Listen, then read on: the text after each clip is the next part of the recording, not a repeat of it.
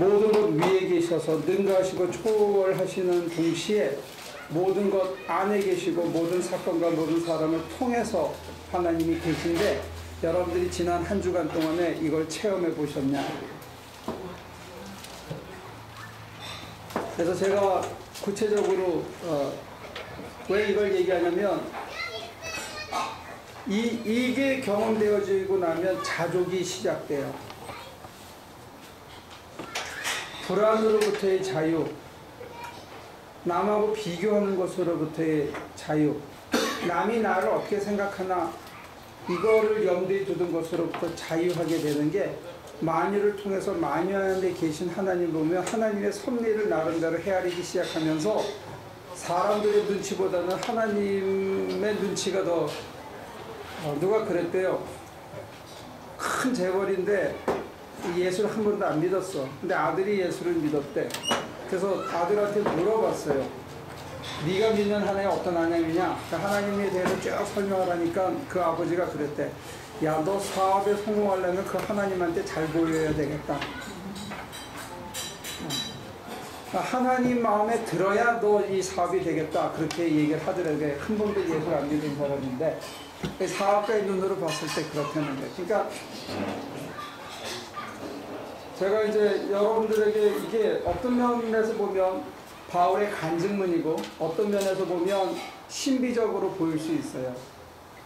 그냥 사람들은 지금까지 이걸 형이상학적인 진리로 그냥 하나님 신론을 얘기할 때 명제로만 얘기했지 이게 성경에 있는 언어가 철학적인 언어로 바뀌거나 하지 않고 생활 속으로 내려와서 내가 일상에서 경험하는 언어로 바뀔 수 있어야 된다 이거예요. 그래서 만약에 그렇게 했을 때 내 일상의 경험 속에 이런 일이 체험되어지느냐 이게 여러분들은 하나님이 내 안에 계시는 게 만물 안에 계시는 게 이게 보이드냐 아니면 어떤 사건이 빵 터졌는데 분해 죽겠는데 그 분하고 억울하고 속상하고 눈물이 나는 그 속에서 하나님이 느껴지느냐 이게 만물을 통해서 하나님이 계시대네요. 그러면 사건을 통해서 하나님이 당신의 모습을 드러내야 된다고요. 안 그러면 이 말이 가짜라고. 아니면 여러분들이 반쪽 세상을 살든지 이런 세상을 구경하지 못하고 살면 여러분들이 아무리 똑똑해도 여러분들이 사는 세상은 반쪽짜리 세상이다 이거. 이런 세상이 없으면 다행이야. 근데 있는데 못 보고 살면 제가 이번에 여러분들한테 좀 미안한데 하루가 딱 시간이 비었어. 하루가. 근데 새벽 2시에 일이 이제 인터뷰가 끝나고 뭐 하다 보니까 2시에 잠들었는데 7시에 깨우더라고요. 가자. 근데 몸이 막 천근만근인데 가자. 그래서 어디를 갔다 왔냐면 계속 잤어. 차 안에서 한 3시간, 4시간 자다 보니까 다리 위에 사람이 딱 섰는데 이쪽에도 바다고 이쪽에도 바다고. 이쪽에도 수평선이 보이고 이쪽에도 수평선이 보이는 데 갔다 왔어요. 키웨스트? 예. 아시는구나. 그게 거기가 미국의 최남단, 남서단이랍니다. 제가 보고 놀란 거는 지금 이 추위에 비키니를 입고 사람들이 수영을 하고 있대요, 거기는. 저도 수영을 못했지만 수영을 하고 있고 따사롭고 망고 이 야자수가 코코넛인가? 그게 더 달려있더라고 집집마다. 그래서 좋은 구경을 하고 왔는데 제가 제일 좋았던 거는 지평선을 이렇게 본 적은 있어요. 근데 수평선을 양쪽으로 다 본 거는 제가 처음이에요. 그런 세상도 있더라고요. 몸이 피곤해서 안 갈 뻔했지. 근데 제가 거기 안 갔으면 못 갔죠. 근데 세상에 그런 데도 있더라고요. 그래서 여러분도 바울 선생님이 가본 세상이 이 세상이에요. 그런 세상도 있다. 어떤 세상? 만유를 통해서 만유 안에 계신 하나님. 그 하나님을 여러분들은 만나보셨는가? 안 되면 인터넷이라도 좀 뒤져봐야지. 목사가 그렇게 힘들어서 얘기하면 그런 게 있나? 그러고 한번 찾아를 봐야지. 그죠? 이건 어때? 그 러시아에 떨어진 운석.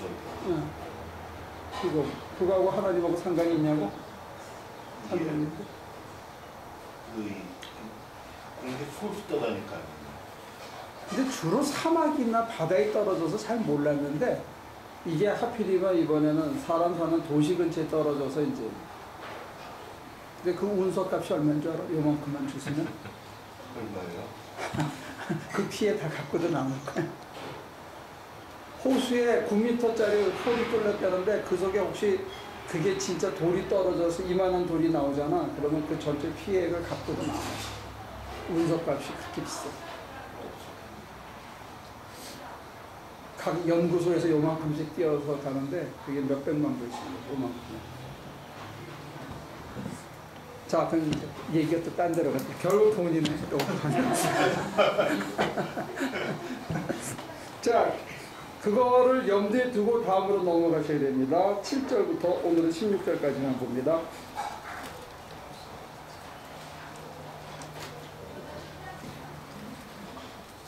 읽으실래요? 7절부터. 그러나 하나님께서는 우리 각 사람에게 그리스도께서 나누어 주시는 선물의 분량을 따라서 은혜를 주셨습니다. 그러므로 성경에 이르시기를 그분은 높은 곳으로 올라가셔서 포로를 잡으시고 사람들에게 선물을 나누어 주셨다 합니다. 그런데 그분이 올라가셨다고 하는 것은 먼저 그분이 땅의 낮은 곳으로 내려오셨다는 것을 말하는 것이 아니고 무엇이겠습니까? 내려오셨던 그분은 만물을 충만하게 하시려고 하늘의 가장 높은 데로 올라가신 바로 그분이십니다. 그분이 어떤 사람은 사도로, 어떤 사람은 예언자로, 어떤 사람은 복음 전도자로, 또 어떤 사람은 목사와 교사로 삼으셨습니다. 그것은 성도들을 준비시켜서 봉사의 일을 하게 하고 그리스도의 몸을 세우게 하려고 하는 것입니다. 그리하여 우리 모두가 하나님의 아들을 믿는 일과 아는 일에 하나가 되고 온전한 사람이 되어서 그리스도의 충만하심의 경지에까지 다다르게 됩니다. 우리는 이 이상 더 어린아이로 있어서는 안 됩니다. 우리는 인간의 속임수나 간교한 술수에 빠져서 온갖 교훈의 풍조에 흔들리거나 이리저리 밀려다니지 말아야 합니다. 우리는 사랑으로 진리를 말하고 살면서 모든 면에서 자라나서 머리가 되시는 그리스도에게까지 다다라야 합니다. 온 몸은 머리이신 그리스도께 속해 있으며 몸에 감추어져 있는 각 마디를 통하여 연결되고 결합됩니다. 각 지체가 그 맡은 분량대로 활동함을 따라 몸이 자라나며 사랑 안에서 몸이 건설됩니다. 여기 보면 13절에 온전한 사람이 되어서 그리스도의 충만하심의 경지에까지 다다르게 됩니다. 그리스도의 충만하심의 경지에까지 다다르게 됩니다. 그 다음에 15절에 보면 모든 면에서 자라나서 머리가 되시는 그리스도에게까지 다다라야 합니다. 이렇게 되어 있습니다. 그죠? 네, 이번에 같이 갔던 목사님께서 어떤 분이 그렇게 얘기하죠. 자기 설교할 때 이렇게 설교했다는 거예요. 아니, 우리가 예수님하고 우리하고는 질이 다르니까 우리가 예수님처럼은 못 되더라도 바울은 사람 아니야. 베드로는 사람 아니야. 그러니까 우리가 적어도 애쓰고 노력해서 바울이나 베드로 정도까지는 돼야 되지 않느냐. 이렇게 설교를 했다고 그러더라고요. 그래서 제가 듣고 있다가 그거 이단이다 그랬거든요. 그랬더니 이제 기분이 싸해지잖아요. 자기 또 선배 앞에서 자기 그 놀라운 간증을 했는데. 근데 아니 그게 왜 이단이에요? 그래서 그리스도하고 우리하고 질이 다르다 그러면 그건 이단이다.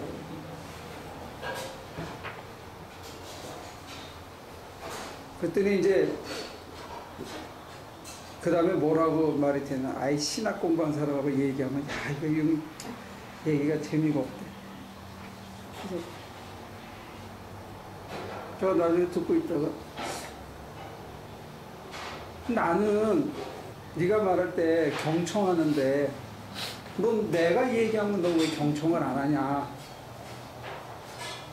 나는 네가 목회 현장에서 경험했던 것을 리스펙트해서 듣고 나도 경험하는데 내가 배운 것을 너한테 알려주는데 왜 그 다음부터 넌 안 됐냐. 이제 그랬더니 이제 말이 딸리는 거야. 그래서 이제 그 얘기가 이제 제가 이제 말을 처음에 이렇게 크게 벽을 세운 이유는 이런 거예요. 그거는 그 목사님만의 생각이 아니고 어쩌면 저도 경험적으로는 그렇게 고백하고 여러분들도 대부분 그렇게 생각하고 그렇게 배우신 내용이에요. 그리스도까지 도달할 수 없다라고 생각하는 거예요. 그분은 하나님. 그분은 신이고 우리는 인간이다. 그래서 우리가 어떻게 감히 그렇게 되냐 이렇게 얘기를 하는 게 있다는 거예요. 근데 이제 제가 그거를 이제 급격하게 말씀을 드리기 위해서 이제 그렇게 얘기한 거죠. 뭐냐면 첫째, 그리스도하고 우리하고 질적인 간격이 있으면 그분하고 우리하고는 관계가 없습니다. 예수하고 우리 사이에 질적인 간격이 있어서 우리가 아무리 길을 써도 거기까지 못 가면 그분하고 우리하고는 아무 관계가 없는 거예요. 두 번째, 경험적으로 내가 아무리 마음을 넓게 하고 정말 신앙에 빠져서 성경대로 살아보려고 예수님 발자취를 쫓아가려고 하더라도 수없이 넘어지고 난 참 안 된다. 이게 도대체 내 힘으로 안 되는구나 하고 경험적으로 고백하는 거는 있다. 근데 우리가 경험적인 진리를, 보편적인 경험을 성경으로 혼동해서는 안 된다. 이게. 성경은 우리의 보편적인 경험을 대변하는 책은 아니다. 이게. 우리가 가야 할 표대를 얘기해 주는 거지. 내가 우리 동네에서 겪는 이 동네 진리를 성경과 교체하지 말자는 거예요. 여러분들이 동네 진리를 성경과 교체하고 싶은 생각이 많아요. 뭐냐? 내가 아무리 길을 써도 예수님처럼 안 돼. 내 속에 사랑이 막 넘쳐서 사랑하려는데 어떤 놈은 여전히 꼴보기 싫고 양채같이 구는 애들 쳐다보면 쳐다보기 싫고 누가 막 악쓰면 나도 막 대들어서 싸우고 싶고 이런 게 우리 속에 있다는 거예요. 하나님의 못 맡기고 그런 거를 봤을 때 내가 예수님처럼 어떻게 돼? 이거는 신앙적인 겸손과 실제적인 경험을 정리해서 하는 얘기일 수는 있어요. 그러나 그게 기독교는 아니에요. 오늘 가장 극명하게 바울 서신은 여기저기서 로마서로 얘기하고 여기저기서 얘기를 했는데 오늘은 극명하게 두 번을 얘기를 했어요. 베드로서에서도 우리가 거룩한 제사장이라고 그러고 하나님 모시는 성전이라고 그러고 날마다 자라야 된다는 얘기를 끊임없이 하고 거룩해져야 된다는 얘기를 해요. 우리는 베드로전서나 또 야고보서까지도 실천을 얘기하는데 야고보서도 우리가 거룩해지라고 얘기하고 있어요.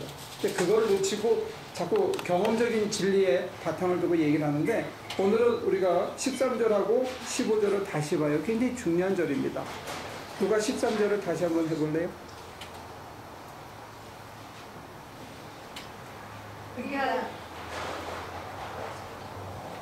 그리하여 우리 모두가 하나님의 아들을 믿는 일과 아는 일에 하나가 되고 온전한 사람이 되어서 그리스도의 충만하심의 경지에까지 다다르게 됩니다.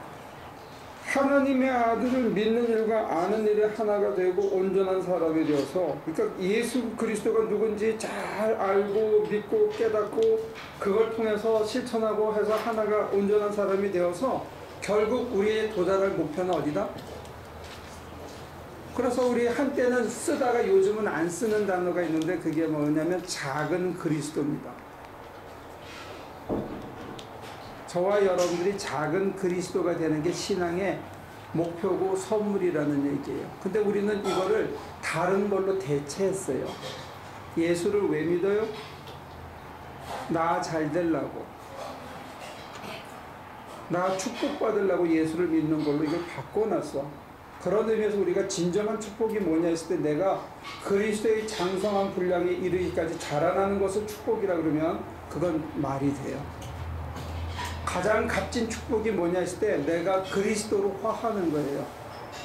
여러분들이 작은 그리스도가 되는 게 이 땅에서 받으실 수 있는 최고의 축복이라 생각하면 이거는 성서적으로 다시 돌아올 수 있어요. 근데 경험적으로는 이게 부딪혀요. 내가 성경에서 보는 예수님의 그 무한한 자유와 헌신과 자기 희생을 보면서 내가 그렇게 살려고 하니까 참 힘들어. 버린다는 것도 힘들고 그 고생을 하는 것도 힘들고 쉴 곳도 없이 땀을 그냥 길을 쓰고 다 주고 귀신을 내쫓고 병을 고치고 좀 쉬려고 그러면 빵 없다고 또 그러고 빵 줘서 먹이고 나서 산에 올라가서 기도 좀 하려면 찾아오고 사람들 막 고치고 신방하고 끝나서 좀 밤에 쉬려고 그러면 니고데모가 찾아오고, 낮에 못 나타나는 인간들이 밤에 찾아와서 또 막 물어보면, 예수님은 몸뚱아리겠는데 안 졸리겠냐고요. 그리고 제자들이 배신하면 너는 네 길로 가고 난 내 길로 가고 헤헤거리고 좋아하실 분이 아니라고요. 제자들이 다 달아나니까 나중에 12명 남은 애들한테 뭐라 하냐면 너희도 가려느냐? 라고 물으신다고요. 그러니까 예수님도 힘드셨던 거지, 감성적으로는. 근데도 끝까지 간 거예요, 끝까지. 근데 우리가 끝까지 가는 그 모습을 보면서 그걸 자기한테 적용했을 때, 이걸 누가 해? 이걸 누가 해? 이렇게 경험적으로. 그러니까 이제 나중에 이걸 교조화 시켜가지고 인간은 절대로 길을 써도 예수처럼 안 된다, 이렇게 만들어 놨는데, 그렇게 되면서부터는 그건 예수교는 아니에요. 축복교지. 예수처럼 돼야 예수교죠. 심플하죠? 부처님 되자처럼 되자 해서 불교예요. 이게 부처가 되자고 해서 불교라고. 유교라는 거는 공자의 가르침대로 살자 해서, 공자는 3천여 명이나 되는 제자들의 다양한 배경과 다양한 관점을 한 덩어리를 모아서 이끌어 갔거든요.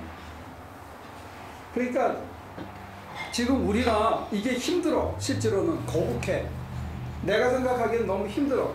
그러나 그럼에도 불구하고 이게 예수님의 가르침이고 예수님을 따라가는 사람들의 증언이라면 이렇게 돼야 이게 우리에게 있어서 예수교다. 이게 좀 세요? 여러분들한테? 제가 있는 걸 놔두고 피해서 설명할 수는 없잖아요. 그죠? 성경이 있는데 제가 이걸 살짝 돌아갈 수는 없잖아요. 성경은 분명히 우리 보고 누구처럼 되라? 예수님처럼 되라는 거예요. 그분을 알고 그분을 믿는 일에 하나가 되어 우리가 그분의 그 경지에 이르기까지 도달해야 된다는 거예요. 이게 우리가 가야 할 길입니다. 그래서 지난주에 우리 김 권사님 뭐가 기준입니까? 했을 때 예수 그리스도가 기준입니다. 이게 여기 성경의 얘기예요. 거기까지 가는 게 우리의 기준입니다. 못 가면 아직 덜 간 거예요. 근데 내가 덜 갔다라고 해서 그게 목표가 아니라고는 얘기하지 말자 이거죠. 내가 가기 힘든다고 그런 게 세상에 어딨냐? 안 된다라고 얘기하지 말자 이거예요. 근데 이걸 너무 드러내놓고 얘기하면 요즘은 이게 이단처럼 됐어. 이렇게 되자고 하는 교회들을 이단이라고 그래. 피너스 락만 목사님 교회 있죠? 네. 그 남침내교에서 나온 잘 모르겠네.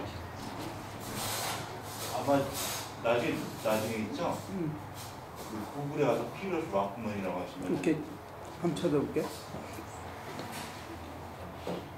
그래서 보통 성경에서는 똑같은 얘기를 두 번 잘 안 하는데 강조할 때 반복 억구라는 걸 기법을 써요. 똑같은 내용을 두 번 쓰는 걸 반복이라고 그러는데 이 반복 억구를 통해서 패럴리즘이라는데 반복되는 그 언명을 통해서 이게 굉장히 중요하다는 걸 강조해요. 그래서 15절에 다시 한번 얘기합시다.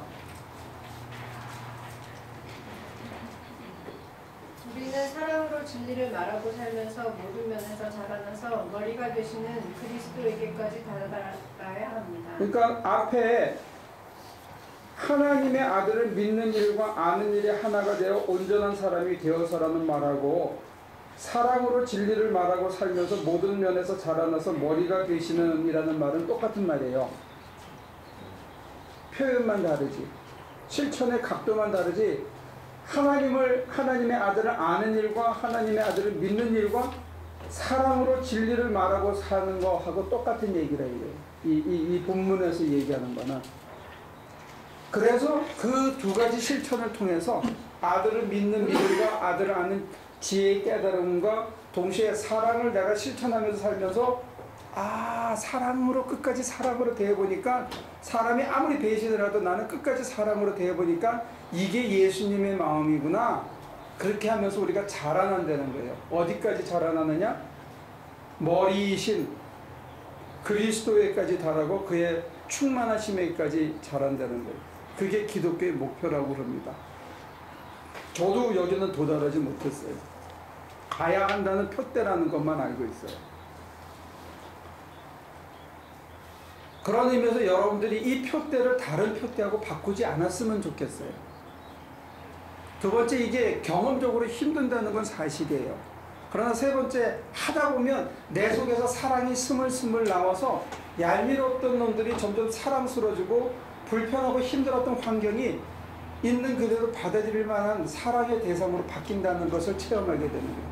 우리가 피하고 싶고 이런 일 겪은 거가 내가 한심한데 그것마저도 사랑하게 되는 내 자신이 놀라게 되는 자리가 온다는 거예요. 그러면서 이제 자족이라는 게 시작이 돼요. 옛날에는 상대적으로 남들이 좋아하는 걸 내가 남들보다 많이 가져야 내가 자랑스럽고 기분이 좋았는데 남들이 갖고 싶어하는 것들이 내 주머니에서 없더라도 내가 기분이 괜찮아지는 자리가 있다는 거예요. 그래서 요즘 한국에서 혜민 스님이 뭐 멈추면 보인다, 뭐 달팽이는 느려도 빠르다, 뭐 이런 책들이 요즘 사람들에게 힐링이라는 측면에서 뭐 굉장히 얘기하는데 성경은 그런 얘기하는 게 아니고 있는 그대로 보라는 거예요. 있는 그대로. 뭘 있는 그대로? 사랑의 눈으로 그리스도의 마음으로 보면 별거 아니라는 거예요.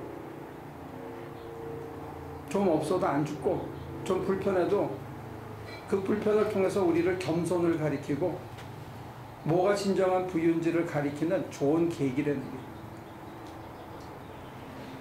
이유가 있어서 그런 게 찾아온다는 거예요. 그래서 그런 기도들 여러분들 다 외우잖아요.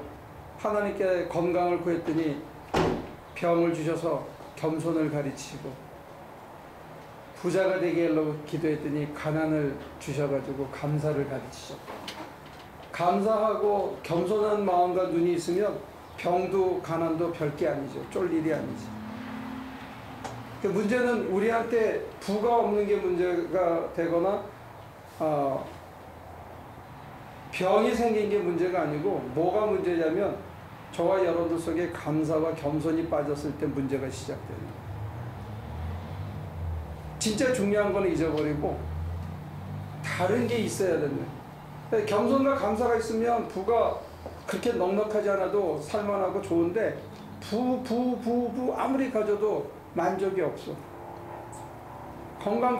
건강이 넘쳐가지고 식스팩에 계속 머슬에 닭가슴살만 먹고 뭐 운동을 몇 시간씩 하는 애들이 한 방에 사고를 쳐. 그리고 후회해. 그럼 뭐야? 그러니까 프라이어리티가 뭔지를 잊어버리고 사는 거에 대해서 얘기하는데, 그냥 단순히 위로하는 게 아니고 뭐가 진짜 중요한 거냐? 겸손이 중요한 거냐? 부가 중요한 거냐? 감사가 중요한 거냐? 넘치는 건강이 중요한 거냐? 물어보는 거예요. 여러분들은 거기에 대해서 자신 있게 대답할 수 있습니다. 근데 이게 경험적으로는, 그리고 성경은 뭐라 그러냐면 하나님이 만유 속에 움직이시는 게 보여야 그대로 된다는 거예요. 하나님께서 만유 속에 계시는 게 안 보이면 겸손할 수도 감사할 수도 찬양 드릴 수도 없다는 거예요.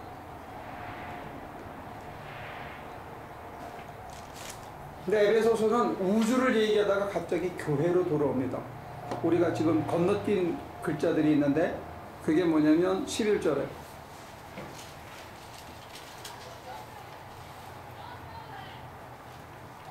그분이 어떤 사람은 사도로, 어떤 사람은 예언자로, 어떤 사람은 복음 전도자로, 또 어떤 사람은 목사와 교사로 삼으셨습니다. 12절에 그것은 성도들을 준비시켜서 봉사의 일을 하게 하고 그리스도의 몸을 세우게 하려고 하는 것입니다. 봉사의 일을 하게 하는. 직분은 다 다르지만 봉사라는 서비스는 세상을 향한 서비스고 다른 사람을 위한 서비스고, 이 서비스가 하나님을 향한 예배가 되는 거예요. 그래서 영어에서 서비스라고 그러잖아요. 예배를. 이 예배와 다른 사람들을 섬기는 서비스를 헌신하는 것을 동일한 단어를 씁니다. 근데 이게 헷갈리는 거야. 그 거창한 거를 얘기하는데 어디를 통해서 하느냐? 우주론이 교회론으로 들어오게 되면 자기에게 맡겨진 직분이 있다는 거예요. 어떤 사람은 사도로, 어떤 사람은 예언자로, 어떤 사람은 복음 전도자로, 어떤 사람은 목사, 교사로, 어떤 사람은 단순히 헌신하고 봉사하고 돌보는. 고린도전서에서 보면 12가지 은사를 얘기하면서 가르치고 하는 은사와 더불어 믿음도 은사고 사랑도 은사고 하지만 예언도 은사지만 이 봉사하고 헌신하고 쓰레기 줍는 것도 은사예요. 그것도 내 안에 하나님의 마음이 주어지지 않으면 내가 신나서 좋아서 하게 되지 않더라는 거예요.